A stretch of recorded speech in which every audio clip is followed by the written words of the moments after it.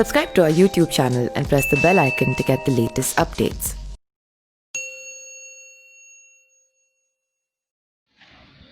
नमस्कार, मैं पिंटू सिंह यादव आप सभी का स्वागत करते हैं न्यूज़ लाइव में। दोस्तों, बिहार में विधानसभा चुनाव है और ऐसा कहा जा रहा था विधानसभा चुनाव में कि बिहार का जो विधानसभा चुनाव है वो कहीं ना कहीं एनडीए अलायंस यानी कि जो एनडीए में पार्टियां थी वो थी आपके भारतीय जनता पार्टी यानी कि बीजेपी, जनता दल यूनाइटेड यानी कि जेडीयू और लोक जनशक्ति पार्टी यानी कि एलजेपी, ये तीन पार्टियां शामिल थी।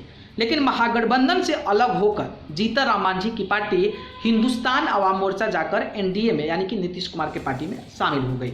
वहीं अगर हम बात करें तो विकासशील इंसान पार्टी जिसके सुप्रीमो मुकेश सहनी हैं वो भी महागठबंधन को छोड़कर जाकर भारतीय जनता पार्टी में शामिल हो गए।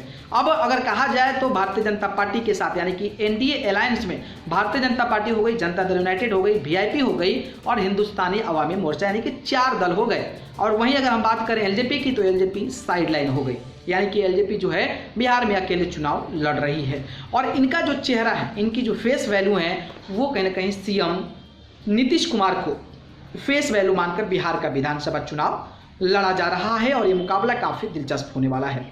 वहीं अगर हम बात करें तो महागठबंधन में जो दल हैं वो है आपके आरजेडी यानी कि राष्ट्रीय जनता दल, कांग्रेस पार्टी है और सीपीआई सीपीएमएल पार्टी है। यानी कि इस पे लगभग 3 दलों का मेनली अगर फोकस किया जाए तो 3 दलों का इसमें कहीं ना कहीं गठबंधन है और इनके जो चेहरे हैं वो हैं तेजस्वी यादव। तो ये 2 चेहरे तो क्लियर हो गए और अब बिहार चुनाव से पहले यही कहा जा रहा था कि उपेंद्र कुशवाहा महागठबंधन में होंगे। इसके बाद जो है पप्पू यादव भी किसी गठबंधन में जा सकते हैं और अपनी जो भी भूमिका है वहां पर प्रदान कर सकते हैं। लेकिन अब बिहार चुनाव का डेट आ गया, नॉमिनेशन भी हो गया और अब जो है प्रथम चरण का चुनाव भी 28 तारीख को होने वाला है और दूसरे चरण के लिए सीटों का बंटवारा, सीटों किसको टिकट दिया जाए, ये सारा चीज़ हो रहा है। लेकिन कितने सीटों पर कौन सी पार्टी चुनाव लड़ेगी ये क्लियर हो चुका है। लेकिन चुनाव से पहले जो कि हम लोग कयास लगा रहे थे कि 2 चेहरे होंगे बिहार में और 2 ही पार्टियों में लड़ाई होगी यानी कि एनडीए अलायंस में और महागठबंधन में। लेकिन जैसे जैसे चुनाव नज़दीक आता जा रहा है बिहार का जो समीकरण है वो बदलता नजर आ रहा है और बिहार में अब 2 पक्षीय लड़ाई नहीं है, ना ही त्रिकोणीय है। अब जो लड़ाई है वो चौतरफा हो गई है।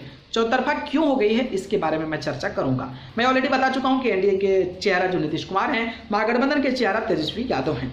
लेकिन महागठबंधन से अलग होकर उपेंद्र कुशवाहा ने एआईएमआईएम के सुप्रीमो जो असदुद्दीन ओवैसी हैं उनसे हाथ मिला लिया है और इसके बाद से बहुजन समाज पार्टी यानी कि बीएसपी जो बहन मायावती की पार्टी है उनके साथ अलायंस कर लिया है।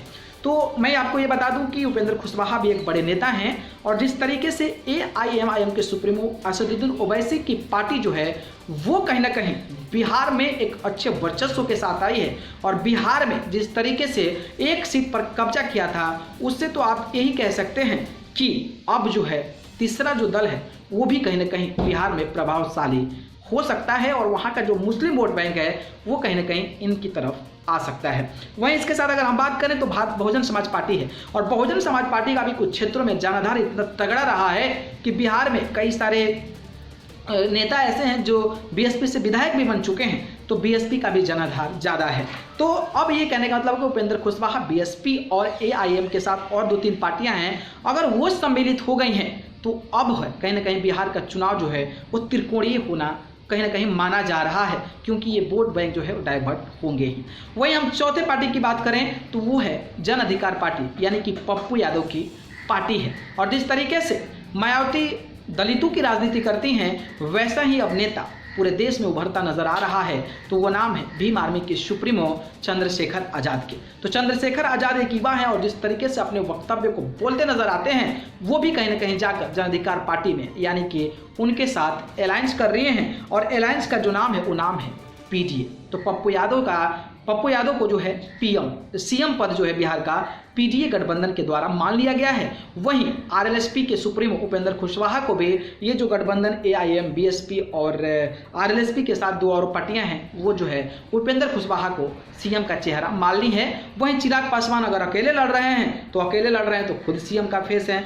मतलब ये हुआ कि अब बिहार में दुकोणीय यानी कि डायरेक्ट सीधा फेस टू फेस लड़ाई नहीं है बल्कि अब बिहार में जनाधार जो है वो बंटने वाला है और चुनाव आने के बाद आखिरकार कौन सीएम बनते हैं ये बेहद देखना दिलचस्प होगा। और ये भी देखना दिलचस्प होगा कि जब कोई बड़ी पार्टी के रूप में एनडीए या फिर महागठबंधन उभरती है तो ये जो अलायंस दल हैं वो किसके ओर जाते हैं, ये भी काफ़ी देखना दिलचस्प होने वाला है। लेकिन ये 5 चेहरों में आपको क्या लगता है कि कौन सा चेहरा बाजी मारेगा, कमेंट बॉक्स में हमें ज़रूर बताएं। अगर ये वीडियो पसंद आया तो इसको लाइक कमेंट शेयर करिए और चैनल को पसंद करते हैं तो सब्सक्राइब कर जरूर जुड़ जाइए। आप सभी को बहुत बहुत धन्यवाद। Subscribe to our YouTube channel and press the bell icon to get the latest updates.